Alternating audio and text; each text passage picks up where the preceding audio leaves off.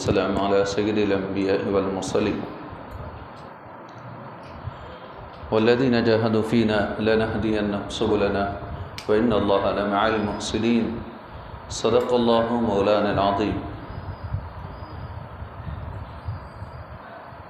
بزرگ حضرات اور نوجوان ساتھیوں اور پیارے بچوں، السلام علیکم ورحمۃ اللہ وبرکاتہ۔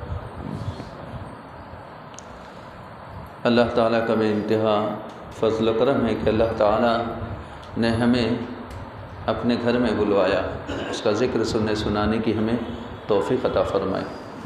کہ دیکھیں اس کی مثال ایسے ہی ہے، آپ کے گھر میں آپ اس کو دیکھنا پسند کرتے ہو، بیٹھنا پسند کرتے ہو جس کو آپ چاہتے ہوں، جس سے محبت کرتے ہیں۔ اگر ایسا شخص جس کو آپ پسند نہیں کرتے، جس سے آپ کو محبت نہیں ہے، وہ گھر کو آتا ہے تو آپ اپنے گھر والوں سے کہتے ہیں اسے چائے پانی کر کے چلتا بناؤ، اسے کیوں بٹھا کر رکھے ہو، اس طرح کہا جاتا ہے۔ تو اللہ کے گھر میں اللہ کے مہمان بننا یہ بڑی اعزاز کی بات ہے۔ اللہ تعالیٰ انہی کو بلاتا ہے جس کو پسند کرتا ہے، تو ہمیں چاہیے کہ ہم اس کے پسندیدہ بننا، کیونکہ ہماری جو دو روزہ زندگی ہے وہ ختم ہونے والی، اس کے بعد کی آخرت کی زندگی وہ ہمیشہ ہمیشہ رہنے والی ہے، اس کی فکر کرنا چاہیے۔ تو ہم جو بھی کرتے ہیں آخرت کے خاطر کرتے ہیں، ورنہ مسلمان کی زندگی اگر یہ اس کے اندر تصور نہ ہو تو کوئی معنی نہیں رہ جاتا۔ دوسری قوم اور مسلمان کے درمیان فرق کرنے والی سوچ اور فکر یہی ہے کہ یہ آخرت پر ایمان رکھتا ہے۔ مسلمان مرنے کے بعد اسے اچھے برے اس کے عمل کا جواب دینا ہے، یہ اس کو ہمیشہ فکر رہتی ہے، یہ یقین رہتا ہے، تبھی تو وہ اچھے کام کرنا چاہتا ہے۔ اور اللہ تبارک و تعالیٰ نے جیسے ارشاد فرمایا والذین جاہدوا فینا، جو لوگ کوشش کرتے ہیں ہمارے ساتھ، فینا ہم میں، یعنی اللہ تعالیٰ کے راستے میں جو کوشش کرتے ہیں، جو مجاہدہ کرتے ہیں، جو جہاد کرتے ہیں، لنہدینہم سبلنا، تو ہم ان کو راستہ دکھا دیتے ہیں ہمارا۔ وَإِنَّ اللَّهَ لَمَعَ الْمُحْسِنِينَ، اور بے شک اللہ تبارک و تعالیٰ احسان کرنے والوں کے ساتھ ہے۔ اور اسلام کی جو تعریف و بیان کی نبی پاک صلی اللہ علیہ وآلہ وسلم نے، اسلام یہ ہے کہ سلام کو عام کرو، کھانا کھلاؤ، یہ بہت بڑی فضیلت کی بات ہے۔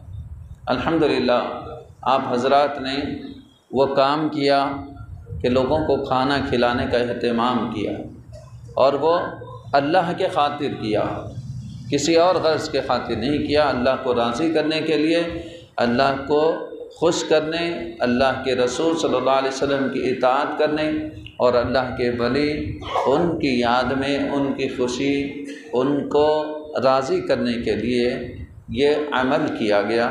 تو اللہ تعالیٰ اس کو قبول فرمائے، یہ ہم دعا کرتے ہیں، کیونکہ عمل کرنا ہمارا کام ہے، اس کو قبول کرنا، اس کا بدلہ دینا، یہ اللہ تعالیٰ کے ذمہ ہے۔ اللہ تعالیٰ وعدہ کیا ہے کہ وہ اللہ تعالیٰ کسی کا اجر ضائع نہیں فرماتا، جو بھی ذرہ برابر بھی عمل کرتا ہے تو اس کا بدلہ ضرور دیتا ہے۔ یعنی چھوٹی سی نیکی، وَمَن يَعْمَلْ مِثْقَالَ ذَرَّةٍ خَيْرًا يَرَهُ، جو ذرہ برابر بھی نیکی کرے گا وہ اس کو دیکھ لے گا، یعنی اللہ تعالیٰ اس کا بدلہ دے گا۔ وَمَن يَعْمَلْ مِثْقَالَ ذَرَّةٍ شَرًّا يَرَهُ، جو کوئی ذرہ برابر برائی کرے گا وہ بھی اس کا بدلہ ضرور پائے گا۔ تو مطلب ہم جو بھی عمل کر رہے ہیں اس کا بدلہ ہمیں ملنے والا ہے۔ تو مومن جو ہوتا ہے وہ بدلہ دنیا میں نہیں چاہتا، دنیا میں اس کو بدلے کی خواہش نہیں ہوتی، وہ چاہتا ہے کہ اس کو آخرت میں بدلہ ملے۔ تو یہ جو محفل منعقد کی گئی اس کا مقصد یہ نہیں ہے کہ آپ کو کچھ احسان کے بدلے آپ نے جو عمل کیا اس کا بدلہ دیا جائے، بلکہ آپ کے جذبے کی قدر کی جا رہی ہے کہ یہ جو جذبہ ہے دینی جذبہ، دین کے لیے کچھ کرنے کا جو جذبہ ہے، اس جذبے کی قدر کرتے ہوئے آپ حضرات کی ہمت افزائی کے لیے یہ کمیٹی کی جانب سے اور غلامان مصطفیٰ گروپ کی جانب سے طے پایا کہ ان کی شان پوشی کی جائے، ہمت افزائی کی جائے۔ تو مقصد ہمارا کوئی دوسرا نہیں ہے سوائے اس کے، اور ہم کوئی نام کمانا نہیں چاہتے اور نہ ہم کوئی تعریف لوگوں سے حاصل کرنا چاہتے۔ ہمارا مقصد اللہ کو راضی کرنا ہے، اللہ اس کے رسول کو راضی کرنا ہے، اسی لیے ہم سب یہاں جمع ہو۔ ہمارا آپ کو بلانے کا مقصد بھی وہی ہے، آپ کے آنے کا مقصد بھی وہی ہے کہ اللہ کو راضی کریں۔ تو اللہ کس طرح راضی ہوتا ہے؟ اللہ راضی ہوتا ہے اس کی اطاعت کی جائے، اس کی فرما برداری کی جائے۔ تو اللہ کی اطاعت اور فرما برداری کیا ہے؟ اس کے احکام کی خلاف ورزی نہ ہو۔ اس نے حکم دیا کہ سچ کہو، سچ کہنا چاہے، جھوٹ سے بچنا چاہے۔ اس نے حکم دیا حلال کماؤ، حلال کھاؤ، تو حرام سے بچنا ہوگا، حرام کو چھوڑنا ہوگا۔ ایک مرتبہ رسول پاک صلی اللہ علیہ وسلم کے درمیان صحابہ کرام جمع تھے، تو ایک شخص نوجوان آتا ہے صحابی، وہ بہت ہی طاقتور، بہت ہی اچھی صحت والے تھے وہ صحابی۔ دیکھ کر صحابہ کرام نے عرض کیا یا رسول اللہ، کاش یہ نوجوان اللہ کی راہ میں جہاد کیا ہوتا، یہ اللہ کے واسطے اس طاقت کو استعمال کیا ہوتا۔ تو رسول اللہ صلی اللہ علیہ وسلم نے ارشاد فرمایا ایسے مت کہو، کیونکہ اگر یہ اس کے ماں باپ بوڑھے ہیں، ان کے لیے خدمت کرتا ہے، اس کے لیے کام کرتا ہے، تو وہ یہ بھی جہاد کرنے کے برابر ہے۔ فرمایا اگر اس کے بھائی بہن ہیں، اس کے چھوٹے بھائی بہن ہوں یا اس کے بچے ہوں، بیوی بچوں کے لیے حلال کمانے کے لیے محنت کرتا ہے، تو یہ بھی جہاد کرنے کے برابر ہے۔ اس طرح فرمایا کہ یہ کسی کی مدد کرنے کے لیے محنت کرتا ہو، حلال روزی کماتا ہو، حرام مال سے بچنے کے خاطر محنت کرتا ہے، تو یہ بھی جہاد کرنے کے برابر ہے۔ تو مطلب یہ کہ اللہ تعالیٰ نے کسی کو بیکار اور ضائع نہیں پیدا فرمایا۔ اگر کوئی عمل کرتا ہے اللہ کے خاطر، تو پھر اللہ تعالیٰ اس کا بدلہ ضرور عطا فرمائے۔ ہم سمجھتے ہیں کہ دین کا کام یہی کہ بس اب نکل جاؤ، گلی گلے پھرو، یا بس نکل جانا، یہی دین نہیں ہے، بلکہ دین یہ بھی ہے کہ آپ اپنے گھر میں رہتے ہوئے حلال روزی کماتے ہوئے اپنی اولاد کو، اپنے ماں باپ کی خدمت کرتے ہوئے ان کو حلال کھلائیں اور حرام سے بچائیں، یہ بھی دین ہے۔ اسی طرح اپنے آپ کو حرام سے بچاتے ہوئے دین کی طرف، نماز وغیرہ جو اللہ کے احکام ہیں اس کو بجا لا رہے ہیں، یہ بھی دین ہے، دین کا ہی کام ہے۔ ایسا نہیں ہے کہ جب تک آپ گھر سے نکلیں گے نہیں دین کا کام نہیں ہوگا، ایسا نہیں ہے، بلکہ سب سے پہلی ذمہ داری آپ کے اوپر جو عائد ہوتی ہے وہ ہے ماں باپ کی اطاعت، ماں باپ کی خدمت۔ ماں باپ کو راضی نہیں کر کے، ماں باپ کو ناراض کر کے آپ دن بھر روزہ رکھیں، رات بھر عبادت کرتے رہیں اور اللہ کی راہ میں جہاد کرتے رہیں، تب بھی آپ کا کوئی عمل اللہ کی بارگاہ میں قبول نہیں ہوگا۔ اللہ تعالیٰ وہ پورے اعمال آپ کے منہ پر مار دے گا۔ کیوں؟ ماں باپ ناراض ہوں گے تو اللہ تعالیٰ ناراض ہوگا۔ نبی اکرم صلی اللہ علیہ وسلم نے جیسے ارشاد فرمایا، جس کے ماں باپ اس سے راضی ہیں اللہ تعالیٰ اس سے راضی ہیں، جس کے ماں باپ ناراض ہیں اللہ تعالیٰ بھی اس سے ناراض ہے۔ یہ نہیں فرمایا کہ جو گنہگار ہو اس سے ناراض ہے، نہیں فرمایا، بلکہ یہ فرمایا کہ اگر وہ نیک ہو اس کے باوجود اگر ماں باپ کی نافرمانی کرتا ہے تو وہ اس کا ٹھکانہ دوزخ۔ یہاں تک ایک واقعہ جو بیان کیا جاتا ہے ایک صحابی کا کہ جہاں کنی کا وقت ہوتا ہے ان کی روح نہیں نکل رہی ہوتی ہے، بہت تڑپ رہے ہوتے ہیں، اور صحابہ کرام ان کے قریب جا کر کلمے کی تلقین کرتے ہیں، کلمہ پڑھ لو، لا الہ الا اللہ محمد رسول اللہ، اشہد ان لا الہ الا اللہ اشہد ان محمد عبدہ ورسولہ، اس طرح پڑھتے جاتے ہیں تاکہ وہ صحابی کلمہ پڑھ لیں، کلمے کی موت ان کو نصیب ہو جائے۔ لیکن ان کا نام علقمہ رہتا ہے وہ صحابی کا، اب وہ تڑپتے رہتے ہیں، صحابہ کرام پریشان ہو جاتے ہیں، نبی پاک صلی اللہ علیہ وسلم کی بارگاہ میں حاضر ہو کر عرض گزار ہوتے ہیں، یا رسول اللہ صلی اللہ علیہ وسلم، علقمہ بہت تکلیف میں ہیں، ان کی جان نہیں نکل رہی ہے، تڑپ رہے ہیں وہ۔ تو آپ صلی اللہ علیہ وسلم نے فرمایا کیا ان کے ماں باپ زندہ ہیں؟ تو فرمایا کہ نہیں یا رسول اللہ، ان کی والدہ زندہ ہیں، تو ان سے کہو کہ وہ میری خدمت میں آتی ہیں، کیا میں ان کے پاس آؤں؟ اس کی وجہ یہ تھی کہ ایسا بالکل چھوٹا سا تھوڑا سا وقت تھا، وہ تڑپ رہے ہیں، بہت ایمرجنسی جیسے کہتے ہیں، بہت جلدی کی بات تھی۔ اب ایسا نہیں کہ میرے پاس آؤ بولو ان کو، اس کے بعد جواب دو، یہ سب نہیں، آ رہی یا میں آؤں، کیونکہ بہت جلدی ہے، بہت ضروری ہے ملنا۔ تو آپ جیسے ہی یہ پیغام ان کی والدہ تک پہنچتا ہے تو والدہ کہتی ہیں میرے ماں باپ قربان، یا رسول اللہ میں حاضر ہوتی ہوں، فوری ان کو جواب دیتے ہیں، وہ صحابی کو فوراً حضور اکرم صلی اللہ علیہ وسلم کے پاس آتے ہیں، آپ صلی اللہ علیہ وسلم ان کو لے کر علقمہ رضی اللہ تعالیٰ عنہ کے پاس جاتے ہیں، اور جا کر کہتے ہیں کہ تمہارے ساتھ تمہارے بیٹے کا کیا سلوک تھا، تمہارا بیٹا کیسا ہے؟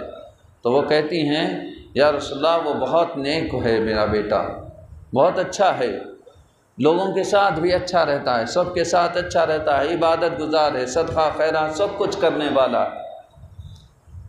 لیکن ایک بات اس سے میں ناراض ہوں۔ تو فرمایا کیا بات ہے بتاؤ؟ تو وہ کہتی ہیں کہ یہ بیوی کو مجھ پر ترجیح دیتا ہے، یعنی جب بیوی اور ماں کا معاملہ آتا ہے تو بیوی کو میں اہمیت زیادہ دیتا ہے، یہ بات مجھ کو ناپسند ہے۔ تو آپ صلی اللہ علیہ وسلم نے فرمایا آپ ان کو معاف کر دو۔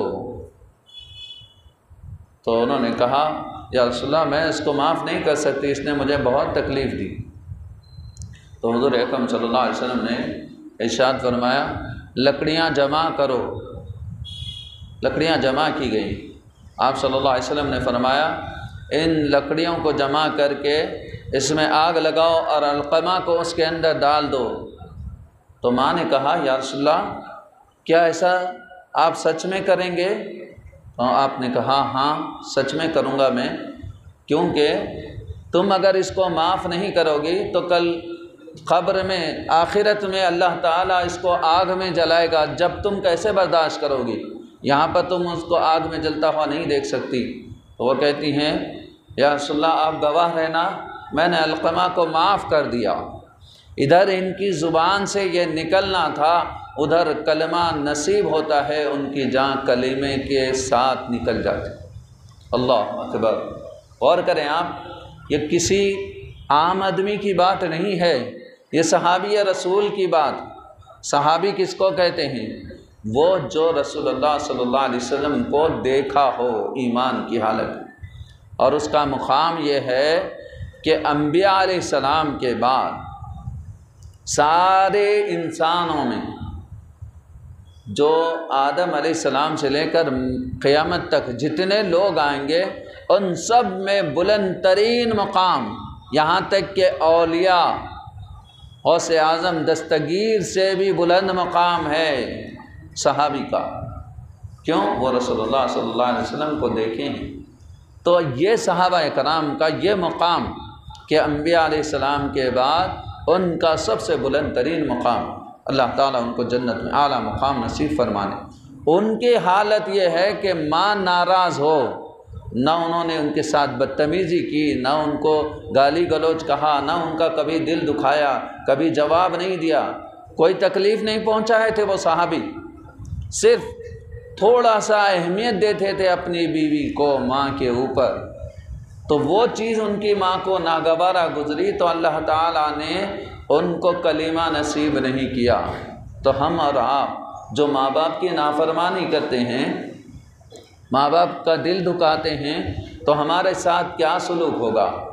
تو وہ لوگ درس حاصل کریں، سبق حاصل کریں جو دین کے نام پر ماں باپ کی نافرمانی کرتے ہوئے ماں باپ کو تڑپتا ہوا چھوڑ کر نکل جاتے ہیں اور سمجھتے ہیں کہ دین کا کام کر رہے ہیں۔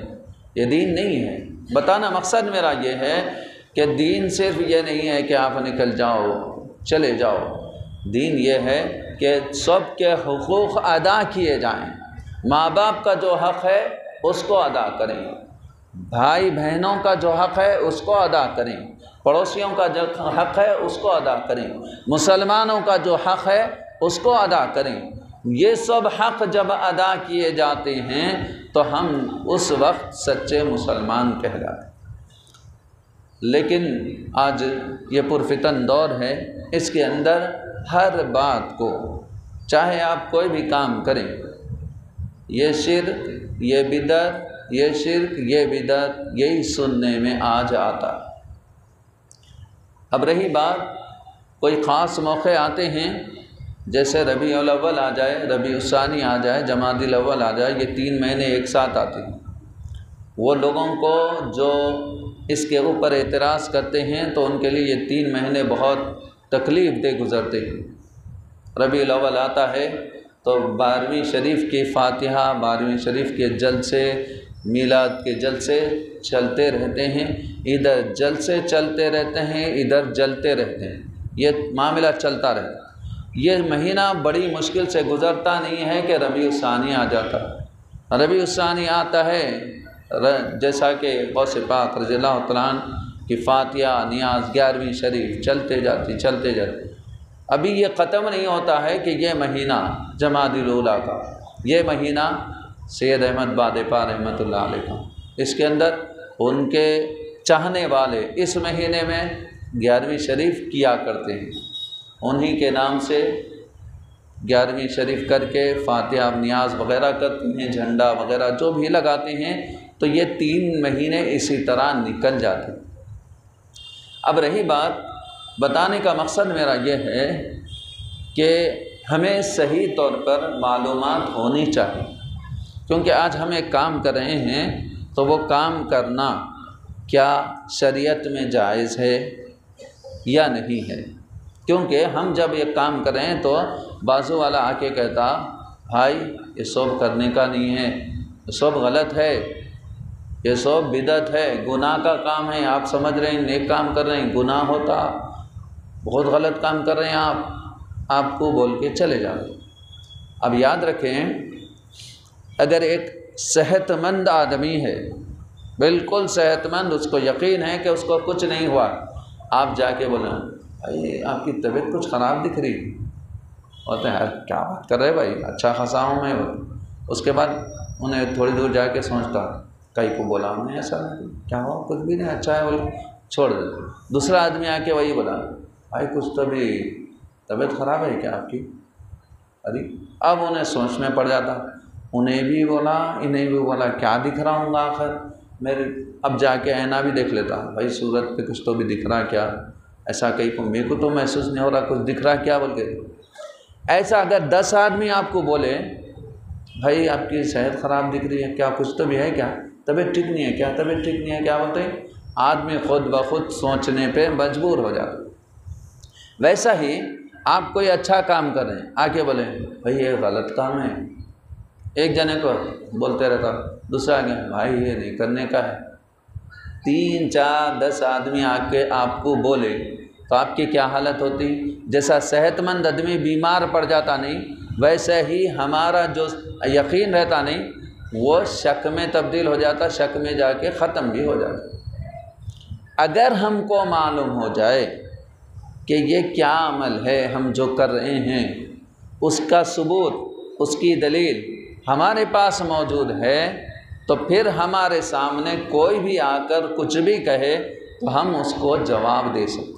بولتے ہیں بھائی یہ کیا بات کر رہے ہیں آپ، یہاں پر لکھا ہوا ہے نا، یہ قرآن کی آیت ہے، یہ حدیث ہے، آپ کیسا غلط بول رہے ہیں اس کو؟ یا تو پھر قرآن حدیث کو غلط بولو آپ، تب میں آپ کو مانتا ہوں۔ انہیں بول نہیں سکتا، ہم کو ماننے کی ضرورت نہیں ہوتی۔ تو ہمارے پاس اپنی جو دلیل ہے وہ موجود نہیں۔ اس کی وجہ کیا ہے؟ ہم اپنے مرکز سے دور ہیں، ہم اپنے علماء سے دور ہیں، ہم اپنے لوگوں سے دور ہیں۔ تو جو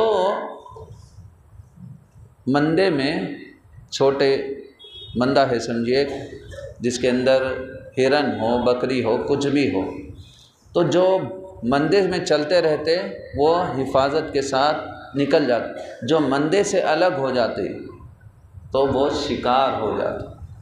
ویسا ہی ہمارا حال ہوتا ہے، ہم کمزور شکار بن جاتے ہیں۔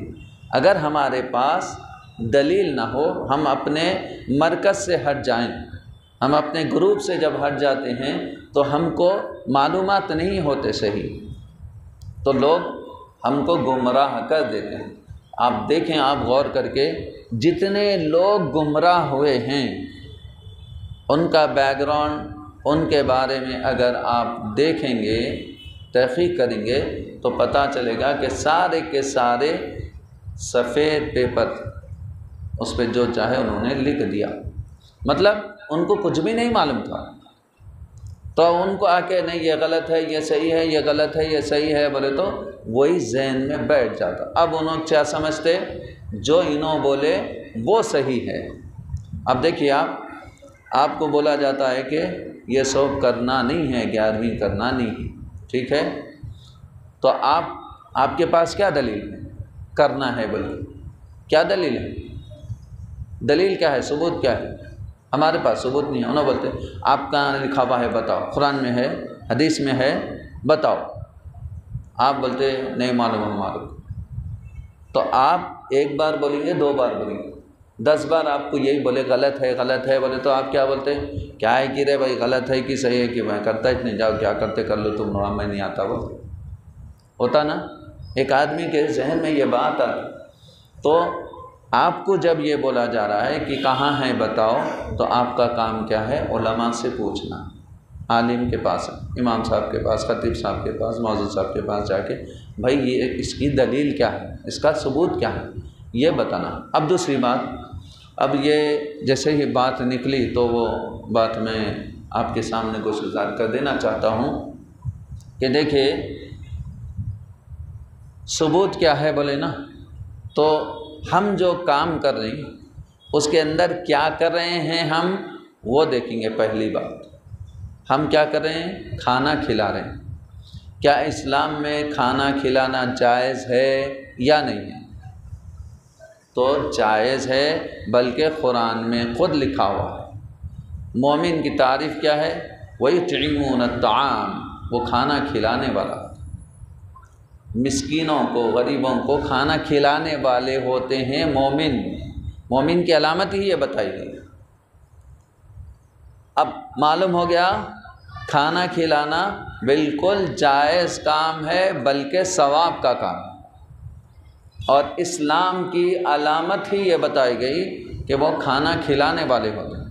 تو جتنے اسلام سے تعلق رکھنے والے ہوتے ہیں، جو اہل حق ہیں، ان کا شروع سے یہی شیوا رہا کہ وہ کھانا بہت زیادہ کھلایا کرتے ہیں۔ جیسا کہ صحابہ کرام کا معاملہ دیکھ لیں، صحابہ کرام ان کے پاس جتنا بھی ہوتا، کسی کے پاس 1 کھجور ہوتا تو وہ آدھا اپنے بھائی کو دیتے، خود آدھا کھاتے، یعنی مسلمان بھائی کو آدھا کھجور دیتے۔ کسی کے پاس ہوتا، جیسا کہ حضرت عثمان غنی رضی اللہ تعالیٰ عنہ کے بارے میں، بہت زیادہ مالدار، تو ان کا تو لنگر لگا ہوا رہتا، ہر روز ہزاروں صحابہ کرام کو کھانا کھلایا جاتا، ان کی طرف سے مال کی تقسیم عمل میں آتی، اتنا کیا کرتے صدقہ خیرات۔ یہ کیا ہے پھر؟ یہ اسلام۔ اس کے بعد کے معاملات دیکھیں، جیسا کہ اولیاء کرام کی بارگاہیں آج بھی 800 سال سے اجمیر شریف میں روزانہ کھانا کھلایا جاتا رہتا ہے۔ اب جتنی بارگاہیں ہیں وہاں جا کر دیکھ لو، ہر روز قریب کھانا کھاتے رہتے ہیں، ان کی زندگی میں تو انہوں نے کھلایا ہی ہمیشہ، ان کے وصال کے بعد بھی ان کے نام پر آج تک لنگر چلتا رہتا ہے، عام ہوتا ہے، یہی اسلام۔ اسی طرح اب دیکھیے، ایک کام ہو گیا کھانا کھلانا، اور ہم دوسرا کام کیا کر رہے ہیں؟ دوسرا کام یا تو ہم کوئی جلسہ کریں گے، جلسے کی شکل ہوگی، یا کوئی جلوس وغیرہ ہوگا، تو یاد رکھیں ایسا جلوس نکالیں، ایسا جلسہ کریں جس کے اندر شریعت کی کوئی ممانعت نہ ہو۔ تو اکثر جو دیکھنے میں آتا ہے کہ بعض نوجوان ہمارے باجا وغیرہ رکھ کر اس میں ناچنا گانا وغیرہ کرتے ہیں، یہ بالکل درست نہیں ہے۔ جو صحیح ہے، جو حق ہے، وہ برابر بولا جائے، چاہے اپنے کریں یا دوسرے کریں۔ جو غلط ہے غلط، جو صحیح ہے وہ صحیح ہے، اس کی تعریف کی جائے گی، اس کے لیے اللہ تعالیٰ نے اجر و ثواب رکھا۔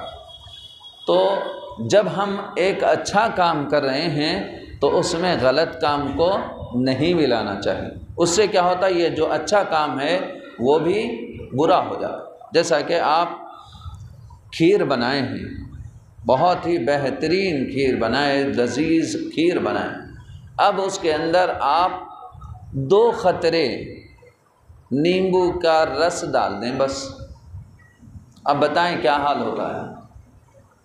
جو جاننے والے ہیں پکوان کے بارے میں تو وہ جانتے ہیں کہ مول صاحب کیا بات کر رہے ہیں آپ، پورا دودھ پھٹ جاتا، کھیر پوری کھٹی ہو جاتی۔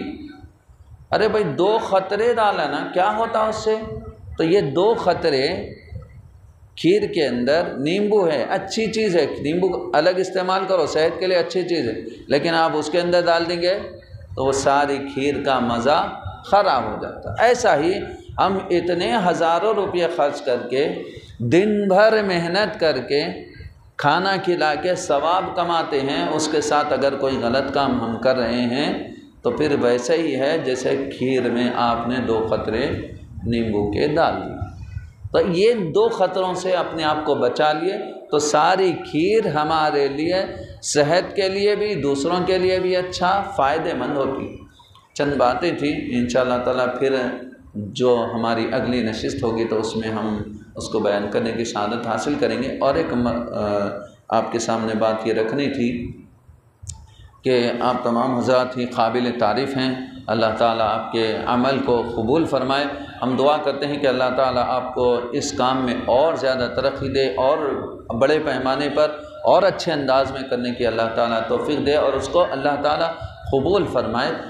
لیکن ایک بات یہ بھی ہے کہ آپ حضرات، جیسا کہ مسجد حاضہ میں فجر کے بعد روزانہ درس ہوتا ہے، اس کے اندر طہارت کے مسائل ہیں، غسل کے مسائل ہیں، نماز کے مسائل ہیں، یہ سب بیان کیے جاتے ہیں، آپ حضرات اس میں شریک ہیں۔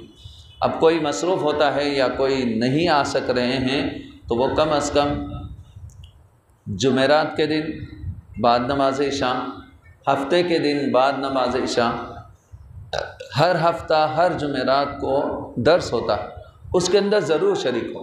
آپ کے جو بھی شک و شبہات ہیں، علماء کرام دور دور سے تشریف لا رہے ہیں، آپ کو اس کا اندازہ نہیں ہوگا، وہ ایسے ہستیاں بھی ہماری مسجد کو آتی ہیں جس کو دیکھنے اور ملنے کے لیے لوگ تڑپتے ہیں۔ آپ کو معلوم نہیں ہے، ہفتے کے دن جو درس دینے کے لیے آتے ہیں وہ مکہ مسجد کے امام صاحب ہیں، معمولی بات نہیں ہے۔ جو مکہ مسجد قدیم چار مینار کے پاس، وہ مسجد کے امام صاحب آتے ہیں۔ اور دوسری قابلیت ان کی کیا ہے، جامع نظامیہ میں پروفیسر لیول کے جو ملصاب ہوتے ہیں، وہ شیخ المعقولات ہیں، وہ بہت بڑے عالم دین مفتی ہیں، وہ آتے ہیں یہاں پر درس دینے کے لیے روز ہفتے کے دن۔ ہماری بدنصیبی یہ ہے کہ اتنی بڑی ہستی آنے کے باوجود بھی ہم ان کے قریب نہیں ہوتے، ان کے درس میں شریک نہیں ہوتے ہیں۔ یہ بہت بری بات ہے۔ وہ ان سے 10 منٹ کا ٹائم لینے کے واسطے لوگ دور دور سے آتے، ان کے درس میں شریک ہونے کے لیے۔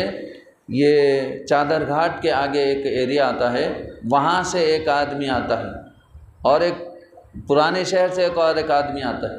3-4 آدمی تو دور دور مقامات سے 5-5 10-10 کلومیٹر دور سے آتے ہیں صرف ان کا درس سننے کے لیے یہ مسجد۔ تو سوچیں آپ، اتنی اہمیت رکھنے والے، اور وہ شخص کیسے ہیں؟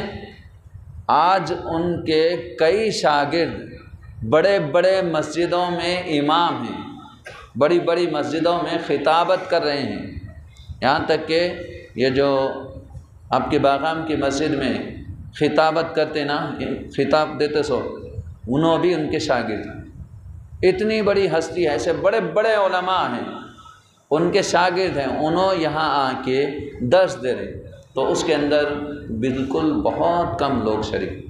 اب جیسے یہ سوالات آئے ہیں، بہت سارے ایسے سوالات آتے ہیں آپ کے دل میں، یا کوئی آپ سے پوچھتا ہے، تو آپ کا کام کیا ہے؟ اس درس میں شریک ہونا۔ شریک ہونے کے بعد ان سے مل کے، صاحب یہ کیا مسئلہ ہے، اس کا کیا جواب ہے، اس کا کیا مطلب ہے، پوچھ کے اپنے شک و شبہات کو دور کر لیں۔ آپ حضرات کو یہ جو باتیں سنایا ہوں، اگرچہ کہ یہ آپ کو کچھ ناگوار بھی گزرے ہوں، تو اپنا بڑا بھائی سمجھ کر اس کو نظر انداز کریں، لیکن اس کو سمجھنے کی کوشش کریں۔ میں جو بتلانا چاہ رہا ہوں، جو بولنا چاہ رہا ہوں، کیونکہ آج فتنے کا دور، بھٹکایا جا رہا ہے، خلاف کیا جا رہا ہے، راہ راست سے لوگوں کو ہٹایا جا رہا ہے، تو ہم جب تک اپنے آپ کو مضبوط نہیں کریں گے، آپ کو کوئی بھی کہیں بھی لے کر چلے جاتے۔ میں ایک بچے سے بات کیا، بولا تم ایسی حرکت کر رہے ہیں، آج تم آپ کو یہ اچھا دکھا تم یہ کر رہے ہیں، کل کے اہل حدیث اچھا دکھتا وہ کرتے، کل کے دن وہ اچھا دکھا وہ کرتے، وہ ہاں ویسے ہی کرتا ہوں۔ اب کیا جواب دیتے آپ اس کو؟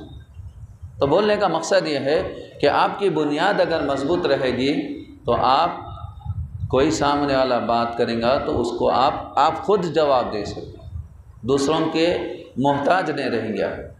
تو میں یہ چند باتوں کے بعد، جیسا کہ حضرت علامہ تشریف لا چکے ہیں غلام سمدانی صاحب امام مسجد قادریہ، میں ان سے خواہش کرتا ہوں کہ تشریف لائیں، آپ کے ہاتھوں سے شال پوشی آپ تمام حضرات کی جائے گی۔ جو بچے ہیں پورے آپ سامنے تشریف